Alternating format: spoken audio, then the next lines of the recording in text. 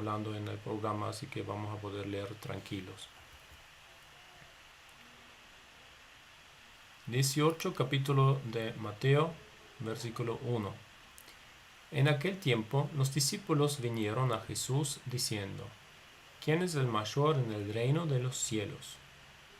Y llamando Jesús a un niño, lo puso en medio de ellos, y dijo: De cierto os digo que si no os volvéis y os hacéis como niños, no entraréis en el reino de los cielos. Así que cualquiera que se humille como este niño, ese es el mayor en el reino de los cielos. Y cualquiera que reciba en mi nombre a un niño como este, a mí me recibe. Bien, entonces voy a volver a leer estos primeros 5 versículos uno por uno y vamos a hablar más en detalle de lo que está dicho. ¿Sí? Arranquemos. 1. En aquel tiempo los discípulos vinieron a Jesús diciendo: ¿Quién es el mayor en el reino de los cielos? Eso me parece una muy buena, muy importante pregunta, ¿no? Porque ¿qué cosa más importante hay para nosotros que tener vida en Dios, estar con Dios feliz para siempre en vida eterna y saber cómo son los rangos en el reino de Dios? ¿Quién es más importante? ¿Quién es mayor? ¿Quién es menor? Porque no todos tienen la misma gloria, no todos tienen la misma autoridad, no todos tienen el mismo poder. Así que hay una cierta orden y acá los discípulos quieren saber quién es en el reino de Dios, que lo dejé acá marcado, ¿no? Muy bien. Y entonces, y llamando Jesús a un niño, en el versículo 2, lo puso en medio de ellos. Y de cierto os digo que si no os volvéis y os hacéis como niños, no entraréis en el reino de los cielos. Así que la reacción de Jesús es interesante. Primero, le llamó a un niño y lo puso en medio de ellos en vez de contestarle solamente con palabras, sino le puso un ejemplo frente de ellos.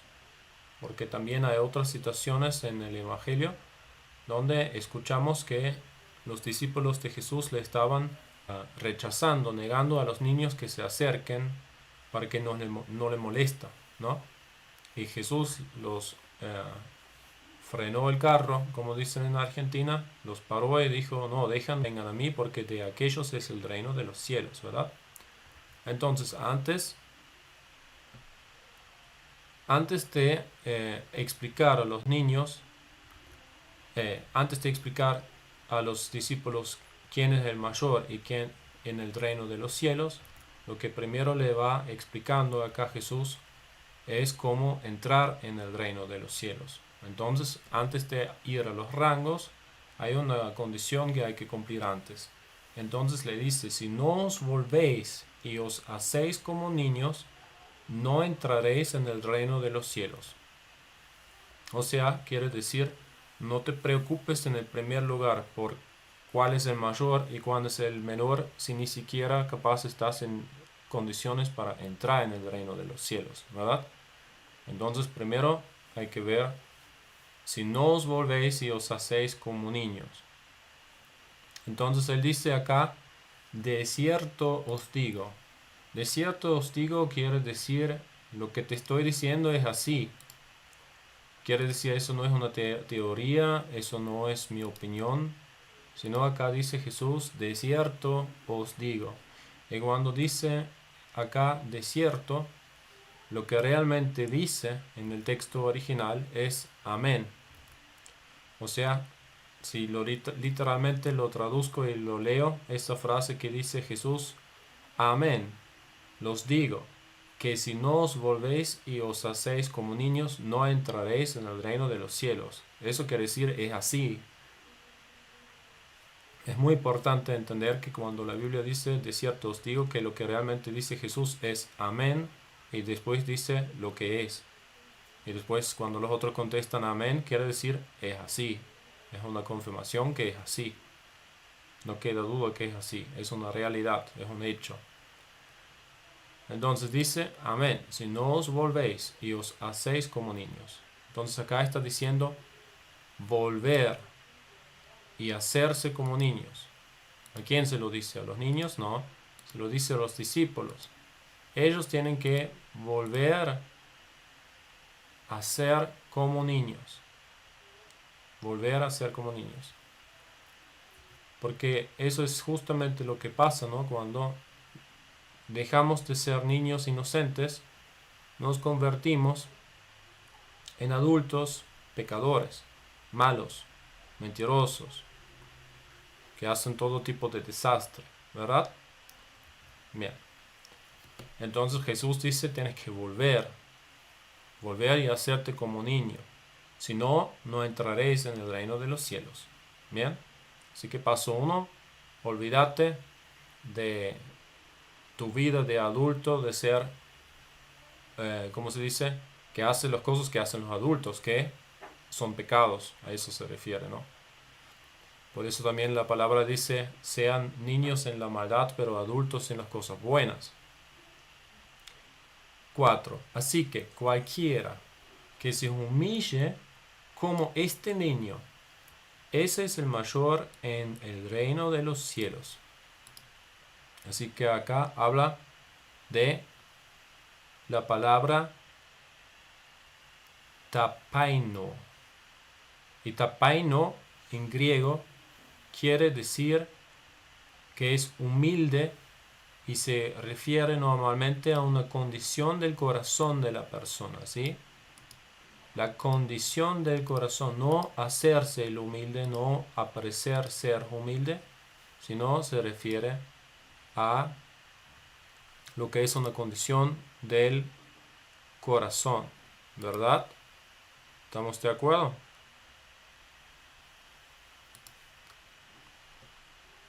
Muy bien. Entonces,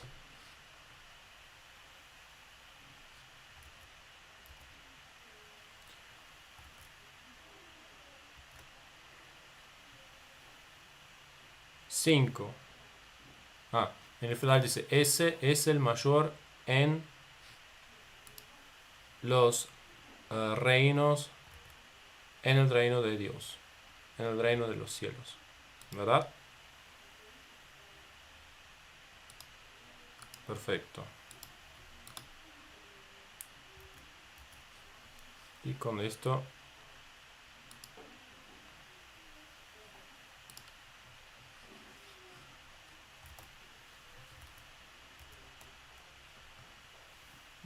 el mayor en el reino de los cielos. Y cualquiera que reciba en mi nombre a un niño como este, a mí me recibe. Así que lo importante acá es la condición del corazón, que es de humildad, ¿sí? Ese es el mayor en el reino de los cielos. El que más humilde es, ese es el mayor en los reinos de los cielos. Y eso también lo encontramos cuando ustedes están leyendo en el Viejo Testamento el testimonio que da Dios sobre Moisés. ¿Se acuerdan lo que dice Dios sobre Moisés? Vamos a ir un segundo al Google. Vamos a poner Moisés, el hombre más humilde. Humilde sería del mundo.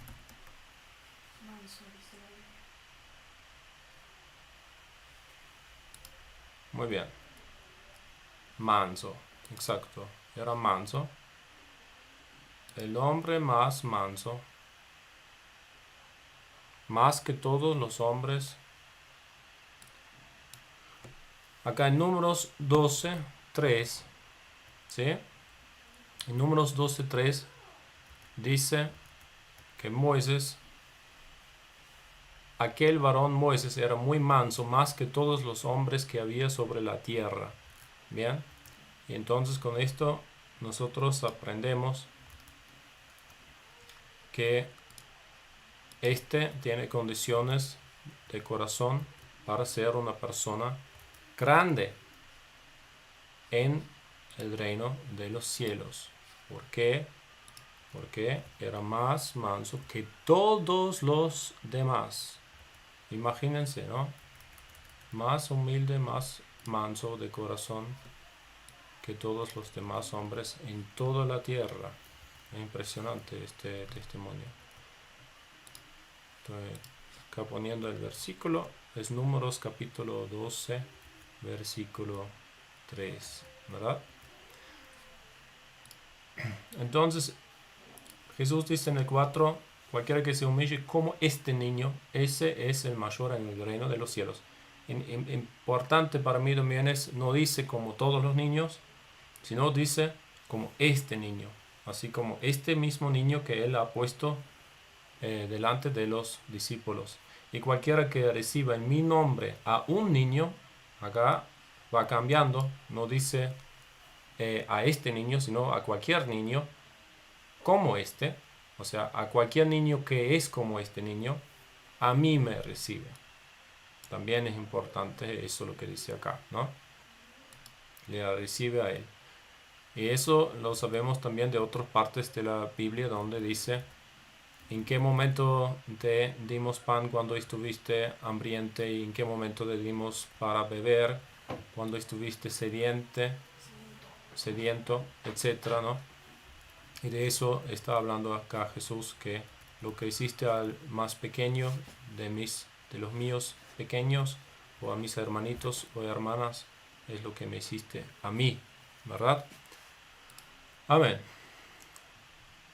Bueno, hay una pregunta hasta acá. En el caso que sí, pónganlo en el chat ahora, así lo contesto si puedo. Y si no, vamos a seguir con los próximos versículos que siguen. ¿Sí? Si no, seguimos con ocasiones de caer. ¿Alguna preguntita?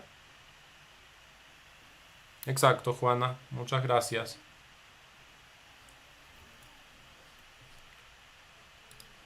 Bueno, yo voy a seguir. Si aparece una pregunta, pónganlo en el chat y la vemos. Acá sigue con el título Ocasiones de caer, de ese mismo situación 9 del 42 al 48 y en Lucas 17 del 1 al 2. Ahora sigue 6.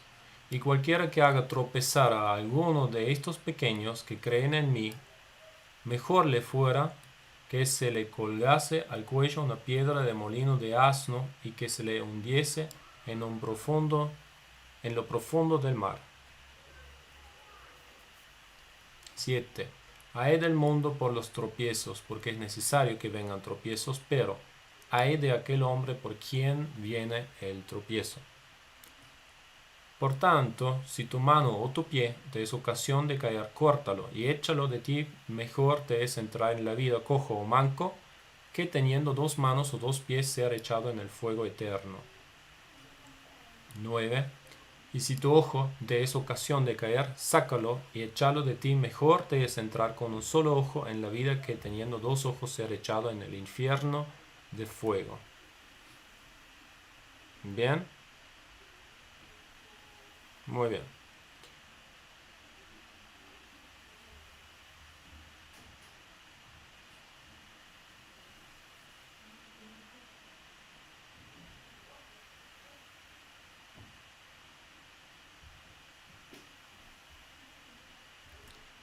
Una buena pregunta que pone Juan, pero como no tiene que ver con el versículo que estamos leyendo en este momento, lo voy a contestar al final de todo, ¿no?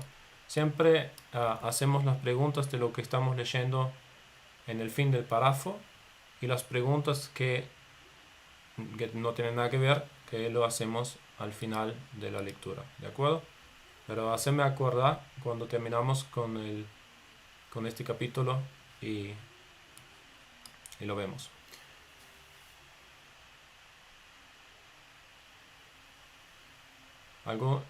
Ahora vamos en cámara lenta de las ocasiones de caer, del 6 hasta el 9.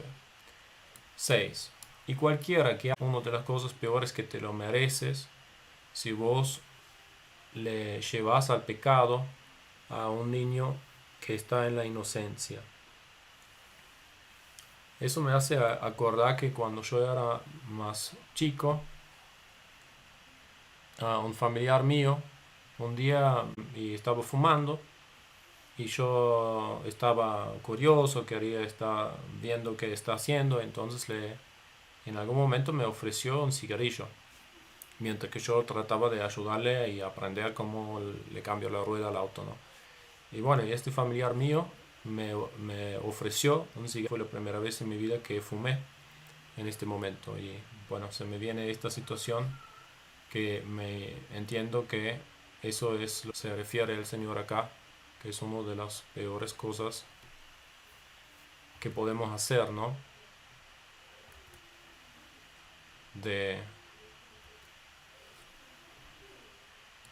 llevar al pecado a los niños.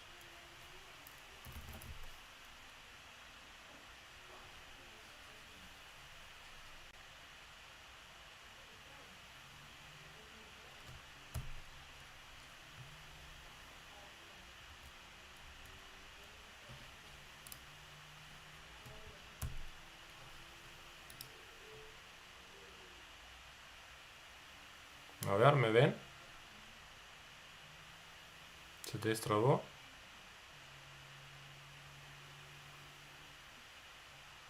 Creo que se está destrabando.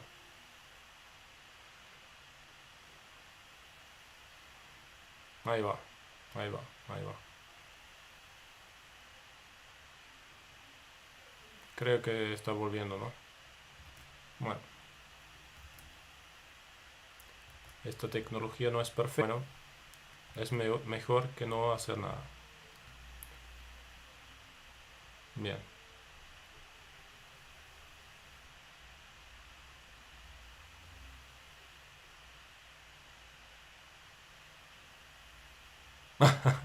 Bueno, ahora cuando retoma les cuento de vuelta.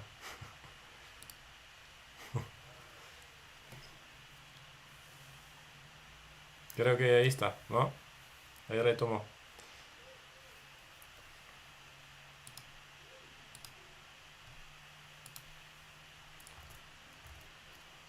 Voy a repetir la historia. Después lo corto igual cuando termine el vivo. Le saco este agujero acá. Fue así. Un familiar mío estaba cambiando la rueda de su auto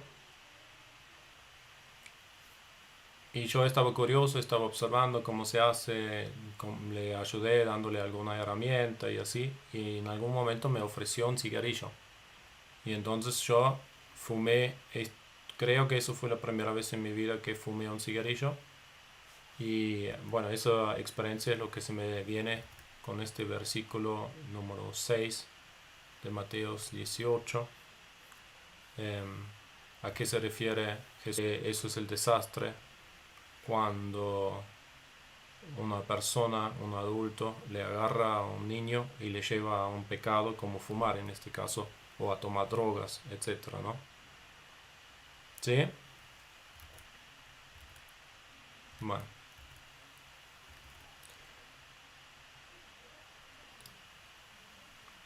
Así que mejor sería para él, según lo que dice el Señor acá, que se le colgase al cuello una piedra de molino de asno y que se lo hundiese en lo profundo del mar. Mejor que ofrecer un cigarrillo a un niño pequeño.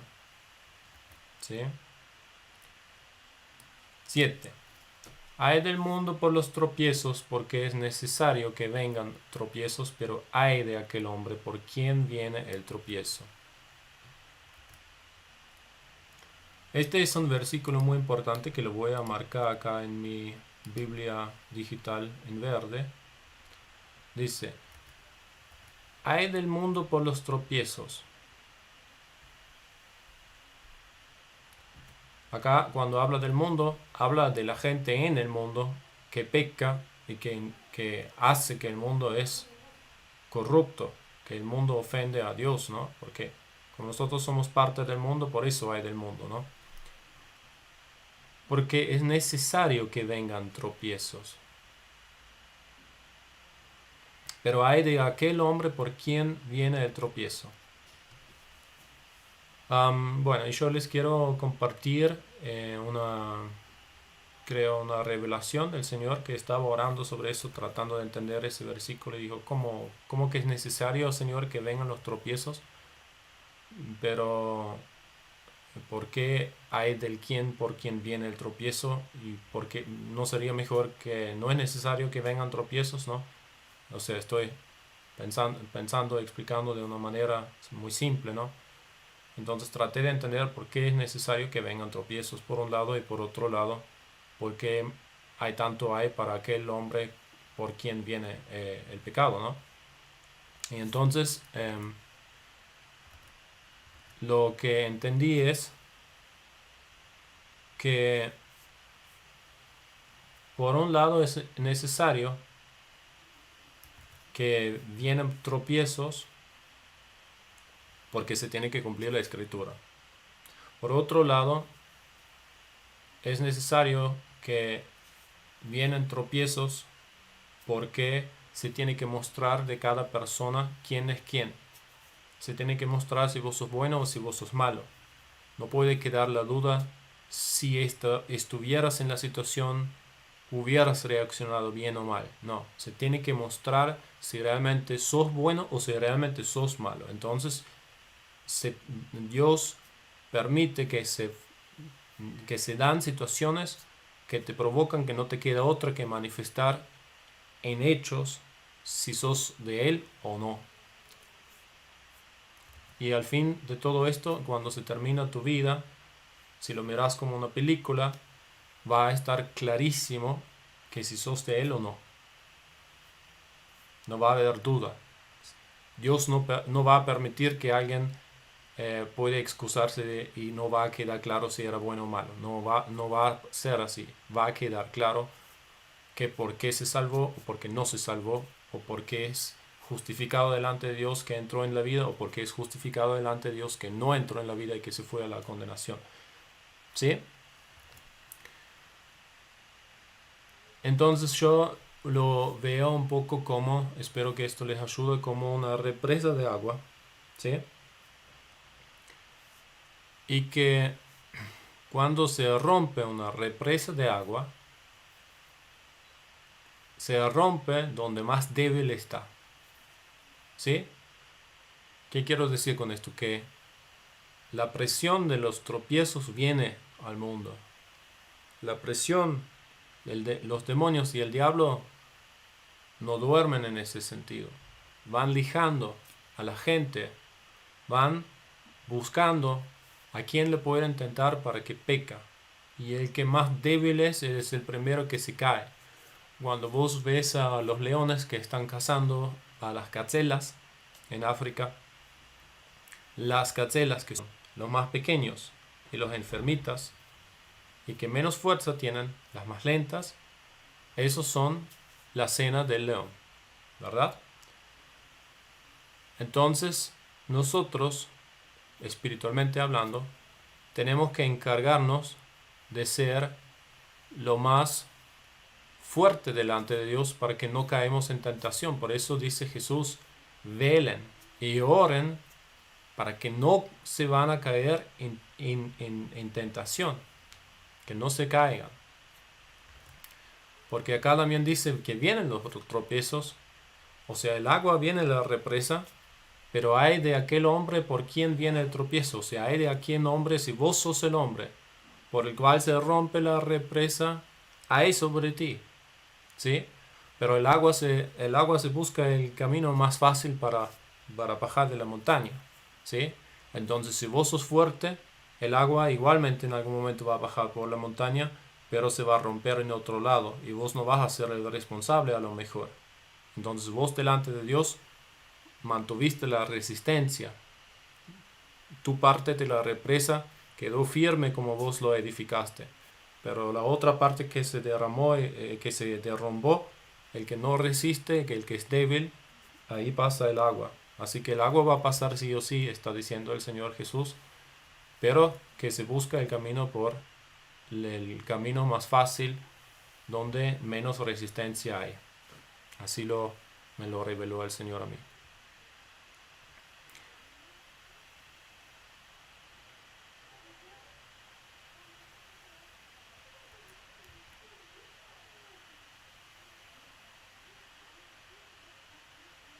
Acá pregunta Lady si este versículo también se refiere a los que hacen caer a alguien en una falsa doctrina. Y el versículo por sí se refiere a una persona que está limpia y que vos lo haces pasar por la mugre. ¿Sí? Así lo entiendo yo. Y como ejemplo acá, en este versículo como ejemplo, lo aplica a los pequeños que creen en él. Estos pequeños, habla de los niños porque está el niño parado delante de los discípulos. No dice otra cosa. Yo no digo que no aplica para otras personas o que no puede haber un caso donde aplica, pero el ejemplo acá donde aplica es el niño que él puso delante de los discípulos. Yo pienso también que no hay que interpretar más cosas en lo que es la enseñanza que está puesta. Por más que pueda haber situaciones especiales donde también aplica una mecánica parecida, ¿se entiende? Pero no es lo que está hablando Jesús acá. No está hablando de adultos que recién se convirtieron, para decir algo, ¿no? Y no es necesario de inflarlo con interpretaciones del aire, cosas que no están, ¿sí? Yo pienso que siempre hay que tratar de mantenerlo simple en donde está lo que está dicho, ¿sí? Si no nos vamos todo de las nubes, ¿sí?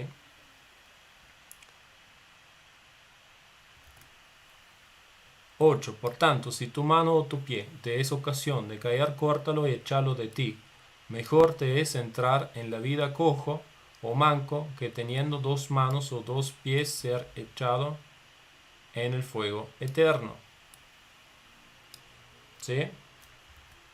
Acá Jesús está diciendo, todo es mejor que pecar. Todo es mejor que hacer un niño inocente pecar. Y todo es mejor que vos peques. O sea, el pecado, está diciendo Jesús acá, hay que evitarlo a toda costa. Eso es lo que dice acá. Si vos tenés que ponerte esposas y esposarte contra un radiador en tu casa de metal para un día hasta que te tranquilizas cuando estás enojado, mucho mejor que levantarse y golpear a tu mujer, para dar un ejemplo. ¿Sí?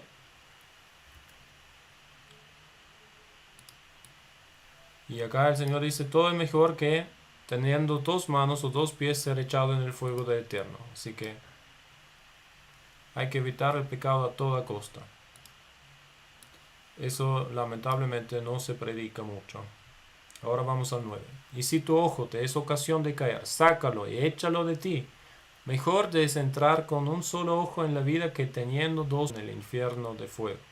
Otra vez, todo es mejor que pecar. Todo es mejor que tomar un niño pequeño que es inocente y hacerlo pasar por la mugre o hacerle llegar al pecado o hacerle llegar a la droga. Todo es mejor que hacerle tropiezo a un niño que es inocente y que está en la presencia de Dios, ¿no? Espiritualmente. Dice que los ángeles de esos pequeños siempre siempre ven a Dios Padre, ¿no? En otro versículo. Bueno, ¿alguna pregunta hasta acá?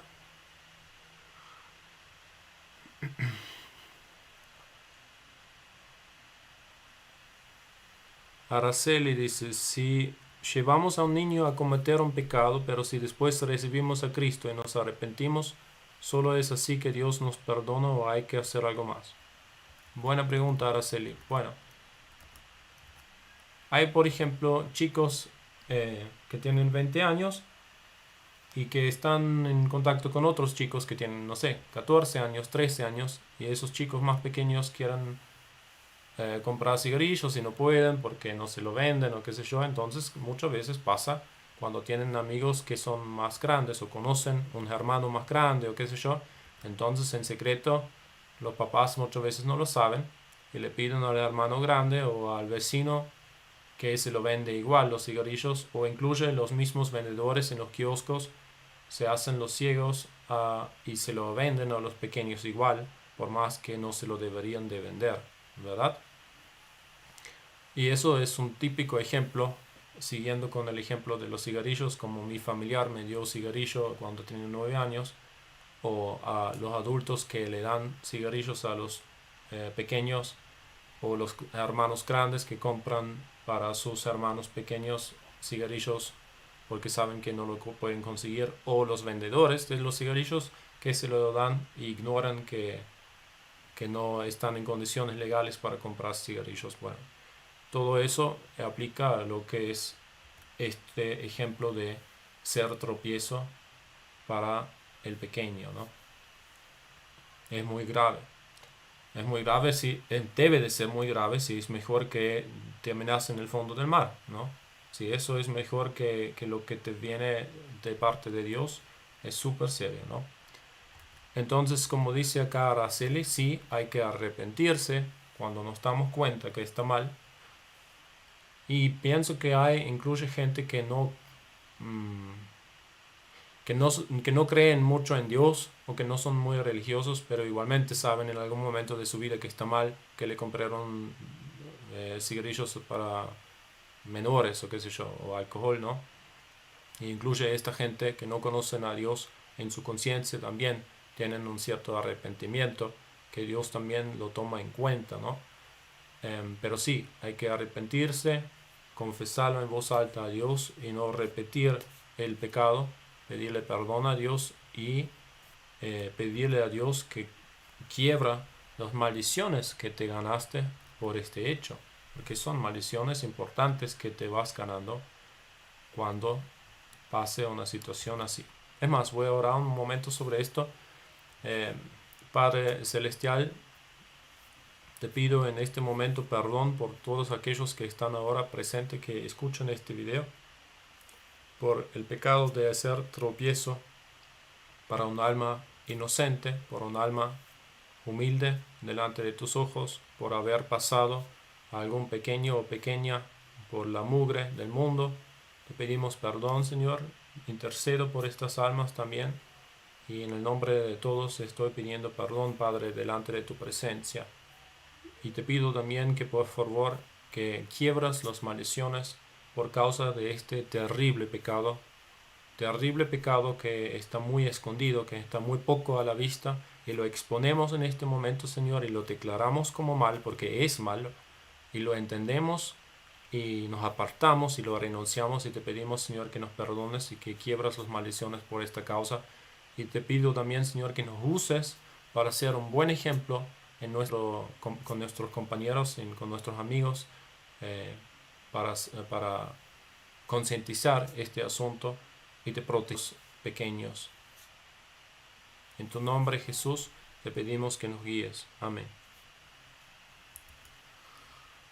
Muy bien.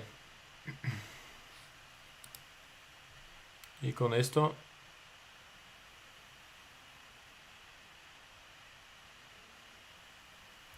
también es malo ser un tropiezo espiritual para otra persona, por supuesto. Es que si vos haces un niño que va al pecado, por más que es físico, es algo espiritual. O sea, impacta en los dos lados, no impacta solamente en lo físico. Si vos si vos sos mala influencia y vos le llevas a un niño que era inocente, lo haces pasar por la droga y lo mandas a la prostitución a una nena y lo haces adicto a la heroína y después se suicidó y qué sé yo, y se murió, y vos sos la influencia que lo llevó a esta posición en su vida, más allá de su libre albedrío, si vos la manipulas, importantes cuentas en contra de ti delante de Dios. ¿Sí?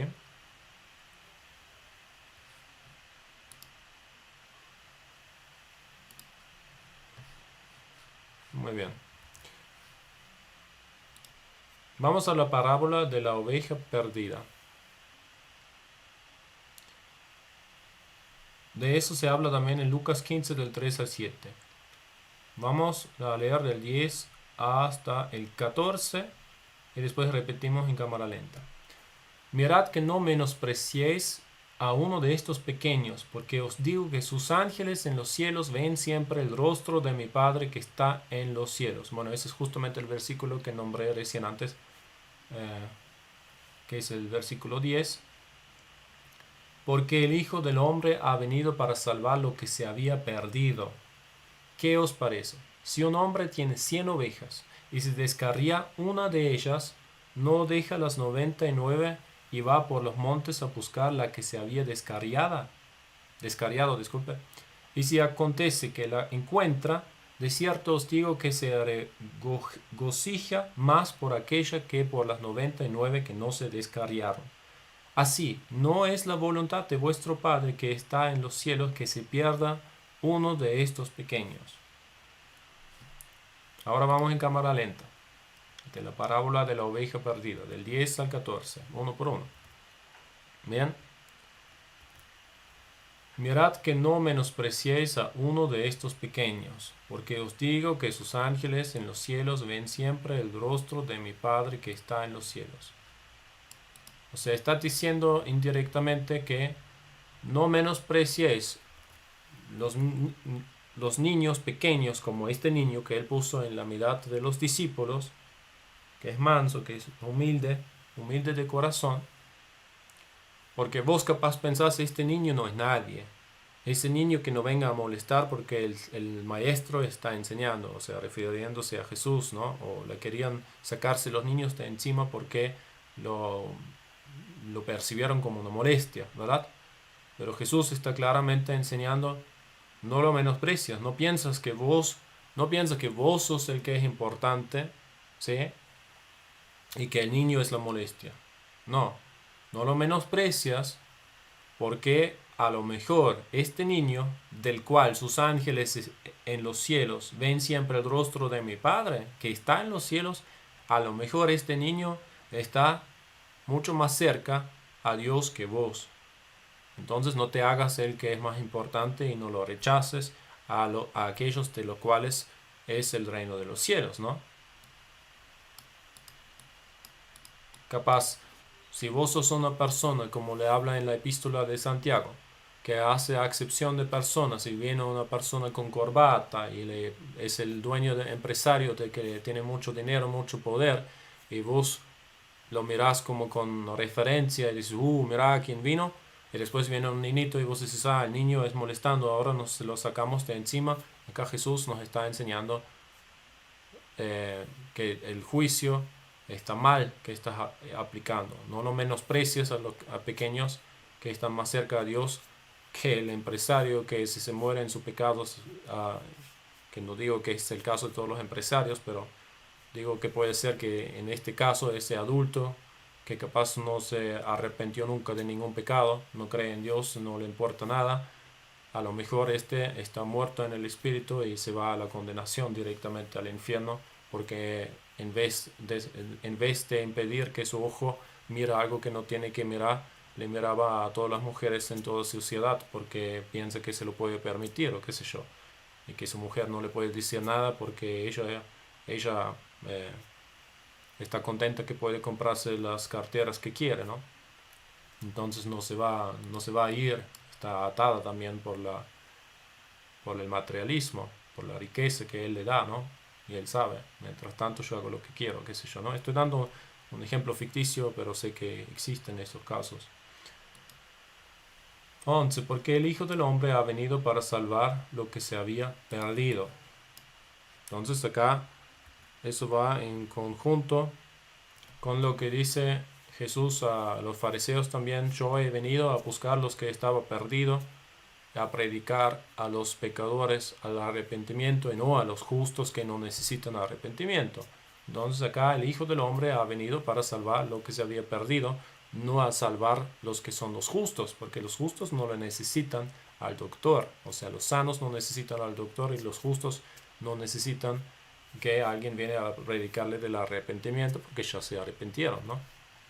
Y ahora en el 12 dice, ¿qué os parece? Si un hombre tiene 100 ovejas y se descarría una de ellas, no deja las 99 y va por los montes a buscar la que se había descarriado.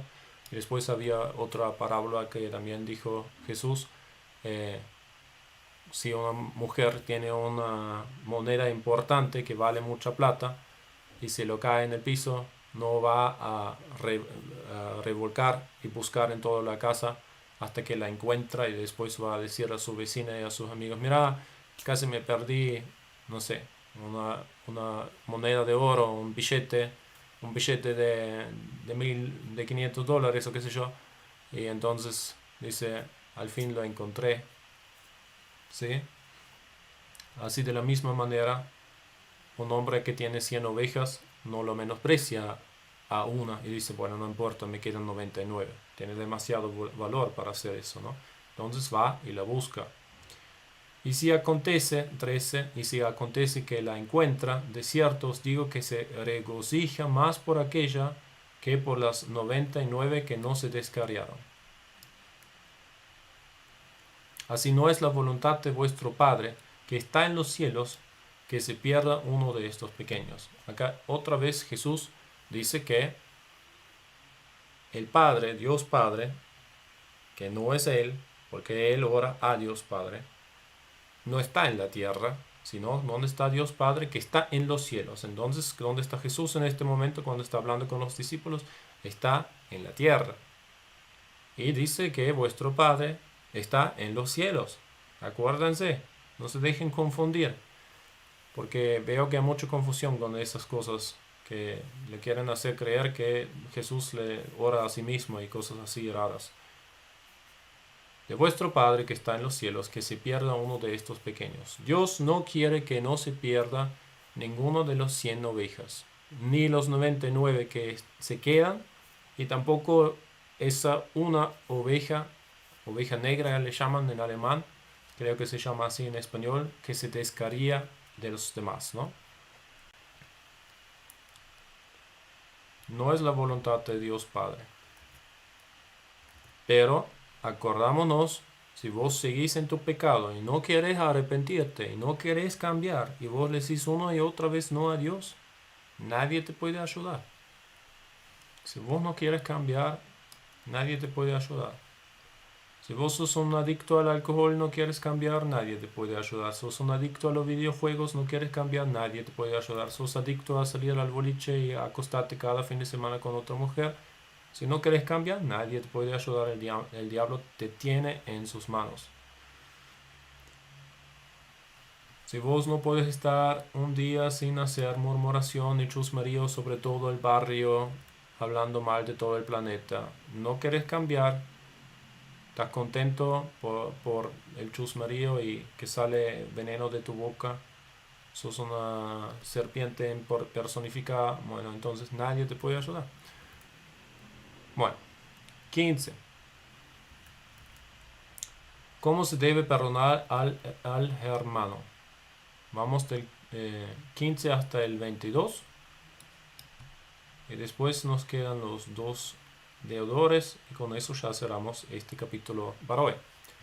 15. Por tanto, si tu hermano peca contra ti, ve y repréndele, estando tú y él solos. Y si te oyere, has ganado a tu hermano.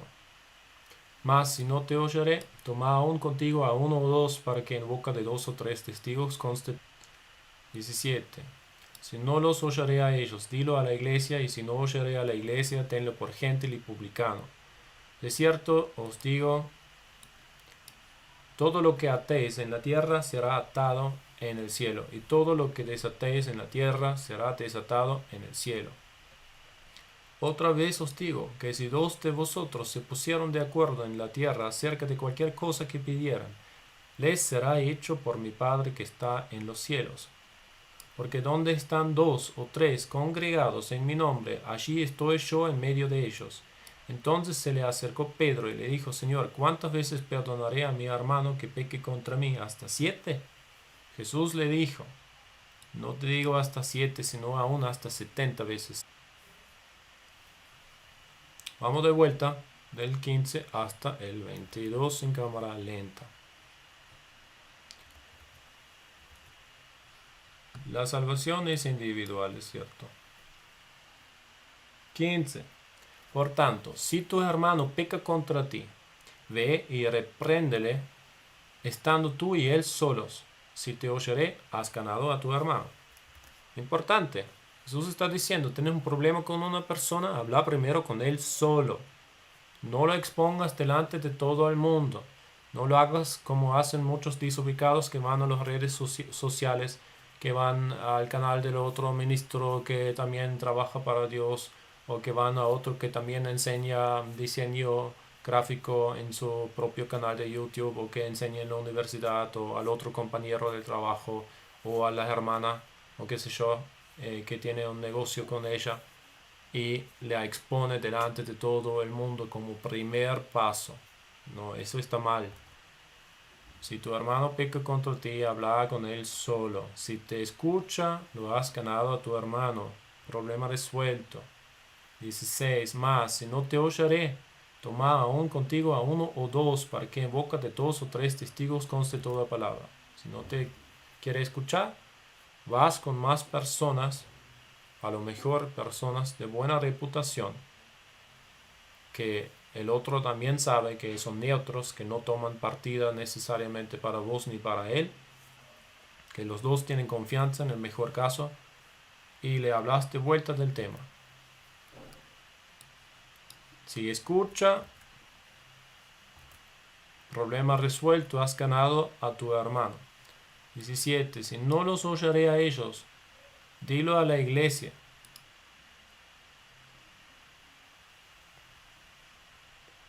¿Quién es la iglesia? La iglesia es la comunidad de aquellas personas que hacen la voluntad de Dios Padre. La iglesia no es el vecino que escucha música heavy metal. No es el vecino satanista. Ese no es la iglesia a quien hay que preguntar. Entonces, si no escucha cuando vas a tu hermano o a la persona que tengas ese problema, después de haber ido con 2 o 3 testigos, decíselo a la comunidad, que son aquellos que hacen las obras de Dios. Entonces, si le habla la comunidad como colectivo, o sea, como colectividad de personas, como no sé cómo se dice en español, creo que es así, si no, corrígeme. Si no le escucha a la iglesia en su conjunto, tenle por gentil y publicano. O sea, si no le da atención a nadie, tomalo como alguien que no camina con Dios.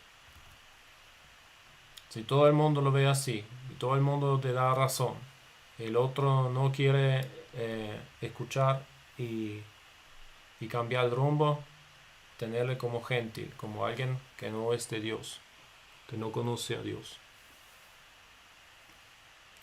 18. De cierto, os digo que todo lo que atéis en la tierra será atado en el, y todo lo que desatéis en la tierra será desatado en el cielo. ¿Sí? Esto tiene que ver con el cielo en mi interpretación. Cuando leen sobre lo que dice Jesús a Pedro, dice, tú eres Pedro, sobre esta roca voy a construir mi iglesia, y habla de las llaves del cielo. Y nosotros tenemos autoridad de Jesús de atar y desatar cosas.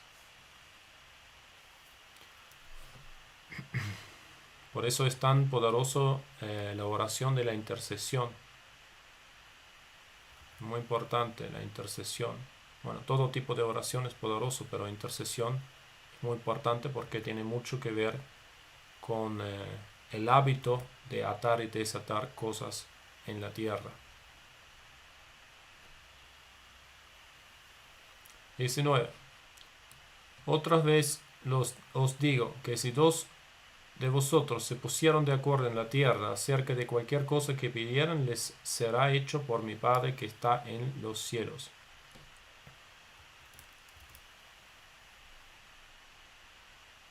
Siempre y cuando es la voluntad de Dios, por supuesto, ¿no? Pero si eso es el caso, si se ponen de acuerdo, será hecho por mi Padre que está en los cielos. Porque donde están 2 o 3 congregados en mi nombre, allí estoy yo en medio de ellos. ¿Qué quiere decir en mi nombre? cuando se están juntando en la autoridad de Jesús. Cuando dos personas se están juntando en la autoridad dada de Jesús, caminando en la autoridad de Jesús. Eso puede manifestarse, como alguien dice, en el nombre de Jesús, te pedimos tal cosa, y le hablan así a Dios Padre, y está bien. Pero lo importante es que son de Dios y que caminan en la autoridad, de congregarse en el nombre de Jesús. Si vos no sos de Jesús y el otro no es de Jesús, o uno es y el otro no, por más que vos orás en el nombre de Jesús, si vos no estás caminando en su autoridad porque no sos de Él, no vale lo que dice acá directamente. ¿Sí? ¿Se entiende lo que estoy diciendo? Si no es real el poder que estás caminando, y que si no es real que sos de Jesús, entonces por más que vos puedes orar, vos puedes, no sé, orar por la sangre de Jesús y lo otro, en el nombre de Jesús, pero si vos estás perdido en tu pecado y perdido en el mundo de Dios, entonces igualmente no aplica para vos lo que dice acá el Señor. Y acá dice, están 2 o 3 congregados por causa de Jesús. Así que una congregación, cuando se congregan personas para orar, no tiene que tener más que 2 personas. Pueden ser 2, o 2.000, o 20.000, o 2 millones. Bien. Pero no es como algunas personas que andan en una falsa religiosidad, te quieren hacer creer que si vos no vas a donde ellos están, donde hay, no sé, 200 o 2.000 personas, que vos tenés que estar en ese lugar sí o sí, y si no son 2.000 personas no cuenta como congregarse. No es así, no es bíblico y no es lo que el Señor dice acá. 2 o 3 en mi nombre, allí estoy yo en medio de ellos. Literalmente Jesús está donde están esas personas juntos, en su autoridad, por causa de Él. Por causa de Él, vinieron a juntarse, guiados los dos por el mismo Espíritu de Dios. No es por casualidad, no es porque se le ocurrió de la nada.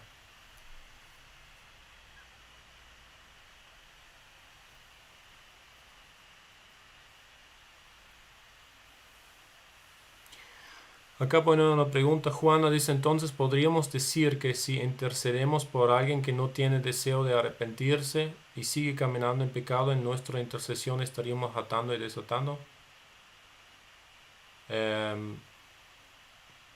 No entendí bien cómo sería tu intercesión. Vos podés orar, por ejemplo, para esta persona que está caminando en pecado.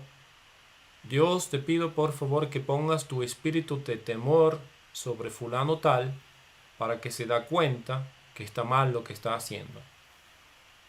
Eso sería una oración válida. La oración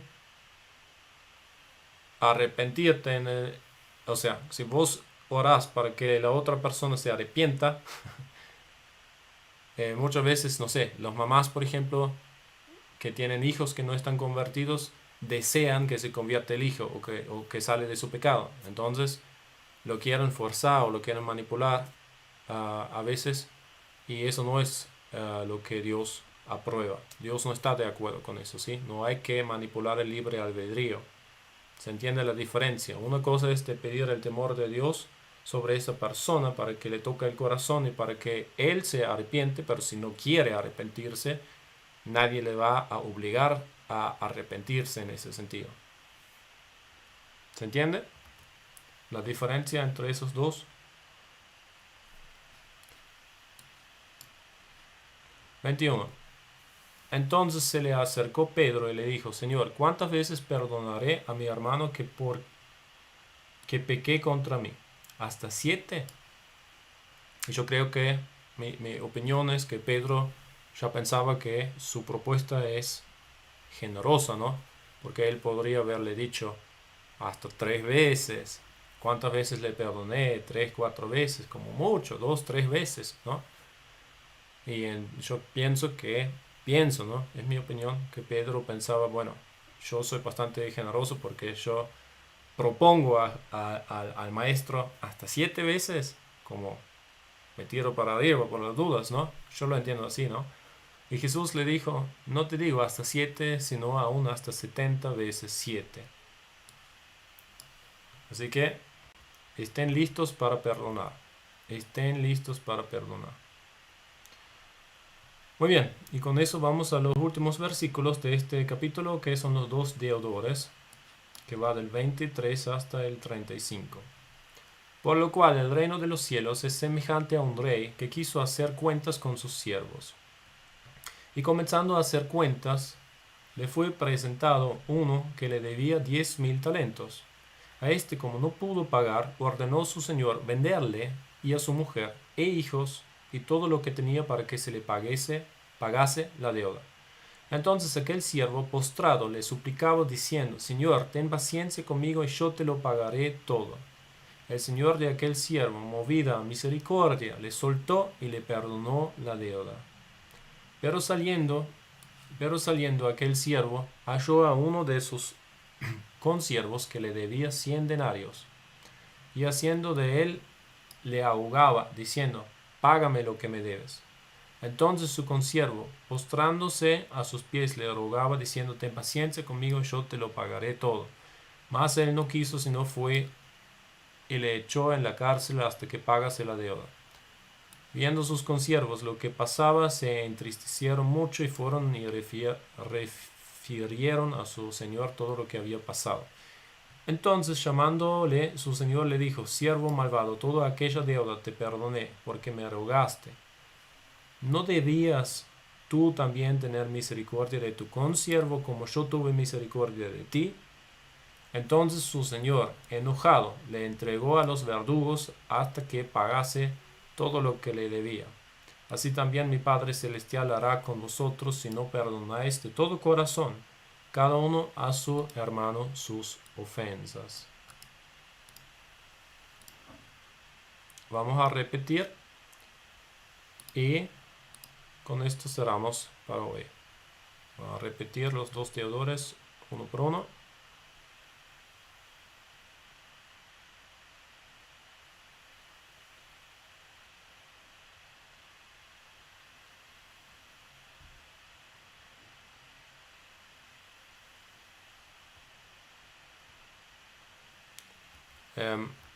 No sé, Carmen,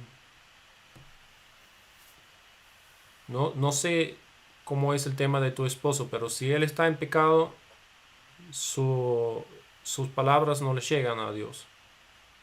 O sea, quiere decir que se caen en el piso. Una persona que está en pecado, las palabras que le salen no son livianos, no van para arriba. Si él pide perdón, yo no puedo decir acá si su arrepentimiento es genuino o no, si está después de eso en condiciones o no. Si realmente se arrepintió y está en paz con Dios, sus oraciones llegan a Dios, sin duda. Pero yo no sé si eso es el caso o no. A veces mi esposo no está totalmente a cuentas, suena más para mí como un problema crónico que nunca se resolvió, pero no lo sé. Es una pura suposición mía, ¿no? Bueno, entonces vamos a repetir los 2 deudores lento y será ese capítulo para hoy. 23. Por lo cual el reino de los cielos es semejante a un rey que quiso hacer cuentas con sus siervos. Y comenzando a hacer cuentas, le fue presentado uno que le debía 10,000 talentos. O sea, está pasando el rey su planilla de todo lo que tenía anotado y quién le debe. Y ahí están pasando uno por uno. Y uno de los que van pasando, que fueron cancelando sus deudas, le debía 10,000 talentos. Que entiendo que es un montón de dinero si lo buscas en el Google a cuánta plata corresponde hoy en día. Es muchísimo dinero. Serían en Argentina millones de pesos, si no mal me acuerdo. a este, como no pudo pagar, ordenó su señor venderle y a su mujer e hijos y todo lo que tenía para que se le pagase la deuda, ¿no? O sea, venderlo como venderlo a él, a su cuerpo, a su mujer y a sus hijos como esclavos, ¿no? No puede ser otra cosa si lo vende.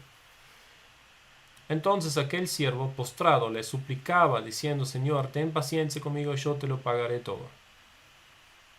Y ahora yo interpreto, es mi interpretación personal, capaz ustedes lo leen diferente, que el Señor sabía que no, jamás este siervo con tanto dinero que le debe, que vale tanto, que tiene que vender a su vida, a sus hijos, a su esposa y a todo lo que tiene,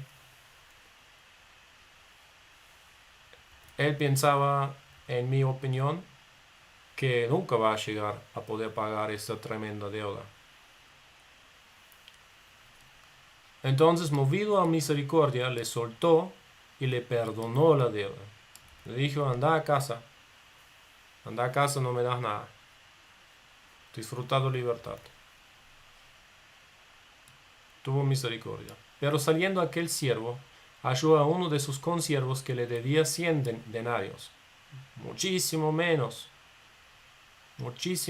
dinero de lo que él le estaba deudando al rey. Y haciendo de él, le ahogaba, o sea, le agarró del cuello, como lo hacen en Los Simpsons o Bart Simpson, diciendo: págame lo que me debes. Entonces su consiervo, postrándose a sus pies, le rogaba, diciendo: ten paciencia conmigo, yo te lo pagaré todo. Mas él no quiso, sino fue y le echó en la cárcel hasta que pagase la deuda.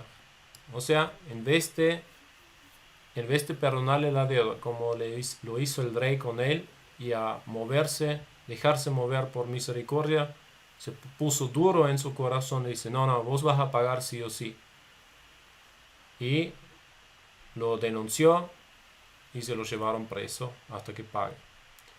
Viendo sus consiervos lo que pasaba, se entristecieron mucho y fueron y refirieron a su señor todo lo que había pasado. O sea, se fueron los otros y se lo contaron al rey. Dicen: mira lo que hace esto. Vos le perdonaste todo, por más que tenía tremenda deuda, y este que tenía muy poquita deuda en comparación, no se lo quiso perdonar, imagínatelo, y más, lo denunció y ahora el otro está en la cárcel. Entonces, llamándole a su señor, le dijo: siervo malvado, toda aquella deuda te perdoné porque me rogaste. ¿No debías tú también tener misericordia de tu consiervo como yo tuve misericordia de ti? Y esa es una pregunta retórica, ¿no? Porque por más que es una parábola, es diciendo: Dios le preguntaba a él: ¿no debías tú también tener misericordia de tu consiervo como yo tuve misericordia de ti? Y la respuesta es que sí, debería haber tenido misericordia de mi consiervo, pero no lo tuve. Entonces su señor, enojado, le entregó a los verdugos hasta que pagase todo lo que le debía. Y nos acordamos que lo que el Señor acá representa a Dios. Dios, enojado, le entregó a los verdugos hasta que pagase todo lo que le debía. Entonces, resultaba que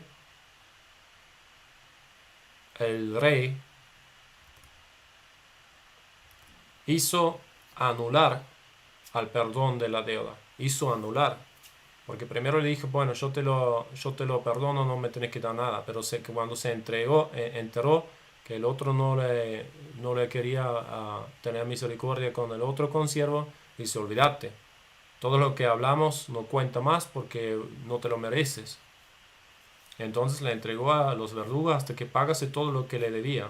O sea, se restauró la deuda, o mejor dicho, no fue borrada en este sentido. No es que ya estaba en el olvido el pecado ese, o esa deuda, para decirlo así, ¿no? No estaba en el olvido. El Señor estaba dispuesto de perdonárselo. Dice: anda tranquilo a tu casa. Todavía estaba anotado en sus libros, porque no es que los libros donde están anotados las deudas se tiran de un día al otro.